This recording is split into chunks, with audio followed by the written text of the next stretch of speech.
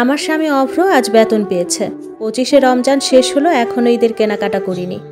রাতের খাবার খেতে বসেছি, সাথে আমার শাশুড়ি আর কলেজ পড়ুয়া ননদ ইতি। অভ্র জিজ্ঞেস করলো এবার বেতন বেড়েছে, কে কি নেবে বলো। ইতি হেসে উঠে বলল, আমার দুটো 3 পিস, একটা শাড়ি আর এক জোড়া জুতা হলেই হবে ভাইয়া, আর কিছু লাগবে না এবার। আমার শাশুড়ি বলল, তুই যা দিবি আমি তাতেই খুশি বাবা, আমার আর কিছু চাওয়ার নেই। অভ্র হেসে এবার আমার দিকে তাকালো, মৃদু কণ্ঠে বলল, তোমার কি লাগবে অর্পা? আমি কখনোই ওর কাছে কোনো কিছু আবদার করিনি। ব্যাপারটা এমন না যে করলে তা পূরণ করবে না, তার কাছে মুখ ফুটে কোনোদিন কিছু বলতে হয়নি। আমি মৃদু হেসে বললাম, আমাকে একটা নীল শাড়ি কিনে দেবে গো, নীল জামদানি শাড়ি, সেদিন মার্কেটে দেখেছিলাম, আমার খুব পছন্দ হয়েছে। অভ্র হেসে বলল, ঠিক আছে কিনে দেব। আমি শুধু আমার শাশুড়ি মার মুখের দিকে তাকিয়েছিলাম। তার মুখ ভার, তবু কিছু বললেন না। কেন বললেন না ঠিক বুঝতে পারলাম না আমি। অন্য সময় হলে তো নানা রকম কথা শুনতাম, কিন্তু ইতি চুপ রইল না। সে বলল, ঢঙের আহ্লাদ, বাপের বাড়িতে জীবনে এসব চোখে দেখোনি, তাই আমার ভাইয়ের কাছেই যত তালবাহানা। আমি কিছু বলিনি, অভ্রও চুপ ছিল, কারণ বলেও লাভ হবে না। রাতের বেলা শাশুড়ি মা আমার রুমে এলো। অভ্রর অফিসের কিছু কাজ ছিল ল্যাপটপে, ও বসে বসে ওগুলোই শেষ করছিল, তাই আমিও ঘুমাইনি। শাশুড়ি মা আমার পাশে বসলেন, আমার হাত ধরে বললেন, তুমি তো একটা মেয়ে, তুমি কি চাও তোমার স্বামী খারাপ থাকুক? আমি আশ্চর্য হয়ে জিজ্ঞেস করলাম, হঠাৎ এ কথা কেন বলছেন মা? অভ্র কি ভালো নেই? উপর দিয়ে ভালো দেখালে কি হবে, ভেতরে ভেতরে আমার ছেলেটা একটা সন্তানের অভাবে চুরমার হয়ে যাচ্ছে। কথাটা শোনা মাত্রই অভ্র বলল, এসব কি কথা মা? তোমাকে কে বলেছে আমি ভালো নেই? এত রাতে এসে এসব কেন বলছো বুঝি না তো। তোকে বুঝতে হবে না, আমি আর বৌমা বুঝবো। তিনি আমার দিকে তাকিয়ে বললেন, আমার ভাইয়ের মেয়ে, আপন ভাই না, আমার মামাতো ভাইয়ের মেয়ে সুধি, ওকে অভ্রর জন্য দেখছি। আমি ওর সাথে অভ্রর বিয়ে দেব। কি বলছেন মা, আপনি আমার সংসার ভাঙবেন? অভ্র রেগে বলল, মা আমি বিবাহিত, আর আমি ওর সাথে সুখে আছি। তাছাড়া সন্তান জন্ম দেওয়ার সাথে মানুষের সম্পর্ক কি? এটা সম্পূর্ণ আল্লাহর হাতে। আল্লাহ কাকে দেবে না দেবে এটা উনি ভালো জানেন মা। তুমি বুঝদার মানুষ হয়ে এই ধরনের কথা বলছো কেন? আমি বুঝতে পারছি না। অর্পার কি দোষ? ওর সমস্যার জন্য এত কিছু। আমি শাশুড়ির হাত ধরে বললাম, না মা, আমার সংসার ভাঙবেন না আপনি। আমার মা নেই, বাবা নেই, আমি কোথায় যাব? অভ্র আর আপনারা ছাড়া আমার আর কে আছে মা? ওসব আমার দেখার দরকার নেই, আমার ছেলের জন্য আমি সব কিছু করতে পারি। কথাটা বলেই শাশুড়ি মা রুম থেকে চলে গেলেন। আমি নির্বাক অশ্রু বাষ্পে অভ্রর দিকে তাকিয়ে আছি। সে আমার মাথায় হাত রেখে বলল, চিন্তা করো না অর্পা, কিচ্ছু হবে না আমাদের, আমি আছি। ভরসা পেলাম, আর এতটাই ভরসা পেলাম যে শাশুড়ি মার কথা আর কানে নিতাম না। ননদ আর শাশুড়ি মিলে উঠতে বসতে খোঁচা মেরে কথা বলতো। দেখতে দেখতে ঈদ চলে এলো। বাড়িতে মেহমানরা আসে, সবার মুখে একটাই কথা, তোমার শাশুড়ি যা চাইছে মেনে নাও। আমি কিছুই বলতাম না, কারণ তার ভরসার হাত আমার মাথার উপর আছে। আবদার করা নীল শাড়িটা অভ্র কিনে দিল। সেই শাড়ি পরে ঈদের বিকেলে অভ্রর সাথে ঘুরতে বের হলাম। সেও আমার সাথে ম্যাচিং করে নীল পাঞ্জাবি কিনেছে। জনশূন্য পার্কের রাস্তায় দুজনে হাত ধরে হাঁটছি। সে একগুচ্ছ গোলাপ কিনে দিল, আর এক হাতে বেলি ফুলের গাছটা পরিয়ে দিয়ে বলল, আমার সাথে সারা জীবন থাকবে, ছেড়ে যাবে না তো অর্পা? কথাটা শুনে আমার 7 বছর আগের কথা মনে পড়ে গেল। 2 বছরের সম্পর্ক আর 5 বছরের বিবাহিত জীবনে কখনো এই মানুষটার থেকে অবহেলা পাইনি। কোনো দিনও মা হতে পারবো না জেনেও যে মানুষটা আমাকে ভালোবাসলো, তাকে ছেড়ে কোথায় যাব আমি? আমি বললাম, কোনো দিনও ছেড়ে যাব না। তার বিশ্বাসের হাতটা ধরলাম।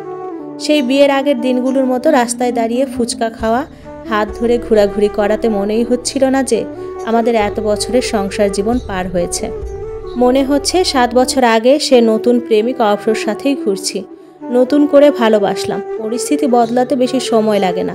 যে ঘরটাতে তার সাথে হাজারো স্মৃতি জড়ানো, যে খাটে বসে একসঙ্গে গল্পের বই পড়তাম, তার বুকে মাথা রেখে ঘুমাতাম, সেই খাটটা আজ নতুন করে সাজাচ্ছি। তার নতুন সংসার হাসি মুখে মেনে নিচ্ছি।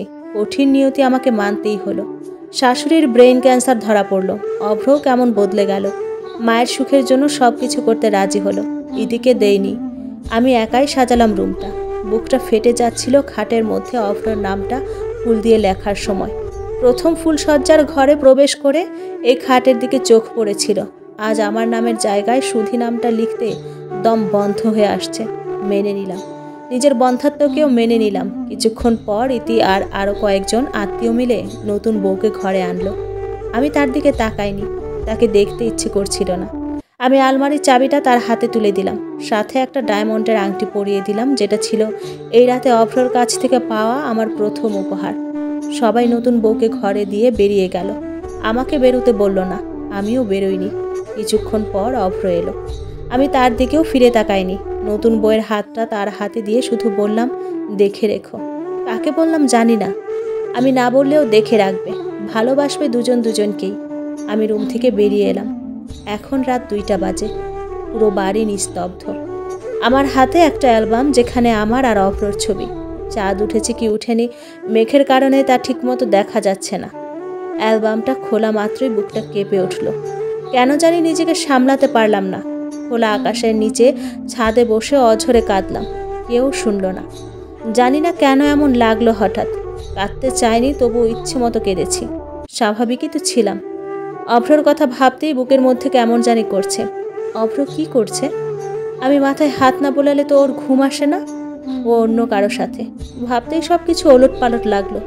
নিজের চুল নিজে ছিঁড়তে লাগলাম, দাঁতে দাঁত খিঁচে সহ্য করলাম। 1 বছর কেটে গেল। আয়নার সামনে দাঁড়িয়ে নিজের মুখটা দেখছি। আমাদের ডিভোর্স হয়নি, অভ্রও দেয়নি, আর আমিও বলিনি। এই 1 বছরে চোখকে ঠিকমতো ঘুম দিইনি, পেটকে ঠিকমতো খাবার দেইনি। কিছুর অভাব ছিল না আমার।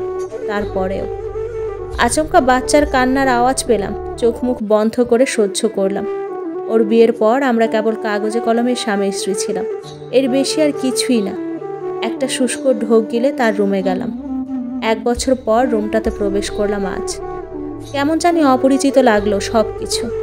আমার কোনো চিহ্নই ছিল না রুমটাতে, সব সরিয়ে ফেলা হয়েছে। ইতির কোলে ফুটফুটে একটা শিশু। আমি এগিয়ে গেলাম। যেটার অভাব আমি 5 বছরেও পূরণ করতে পারিনি, তা কেউ 1 বছরেই পূরণ করে দিল। কোলে নিলাম। অভ্রর মতোই দেখতে হয়েছে ছেলেটা। অজান্তেই চোখের পানি চলে এলো। আটকাতে পারিনি। রুম থেকে বের হওয়ার সময় অভ্রর সাথে দেখা হলো। আমি দাঁড়িয়ে গেলাম। ও আমার দিকে তাকালো না, এড়িয়ে গেল। ফুটফুটে শিশুটিকে নিয়ে মেতে উঠল। আমি ফিরে তাকালাম। কেন জানি না হঠাৎ অন্যরকম লাগলো। এটাই বুঝি তার সবচেয়ে বড় পাওয়া। আবার খারাপও লাগলো শাশুড়ি মার এত বড় নাটকের জন্য। এত বড় একটা মিথ্যে ষড়যন্ত্র করে আমার স্বামীকে আমার থেকে আলাদা করলো। তিনিও ছেলের পাশে বসে নবজাতকের সাথে খুনসুটিতে ব্যস্ত। আমি বাইরে চলে এলাম। আর পারছি না আমি। ডিভোর্স পেপারে সাইন করে সেটাকে আমার রুমে খাটের উপর রেখে গেলাম। আর একটা চিরকুটে লিখলাম, কাবিননামার টাকা আমার লাগবে না, তোমাকে মুক্তি দিলাম অভ্র। ভালো থেকো নতুন সংসার আর নবজাতক নিয়ে। আল্লাহ হাফেজ। পরন্ত বিকেলে অচেনা রাস্তা দিয়ে হাঁটছি। কোথায় যাচ্ছি নিজেও জানি না। যেদিকে 2 চোখ যায়, আমার খোঁজ কেউ করবে না, কাজেই হারিয়ে যাওয়ার ভয় নেই। কেবল কঠিন নিয়তির কাছে হার মেনে নিলাম। হেরে গেলাম নিজের বন্ধাত্বের কাছে।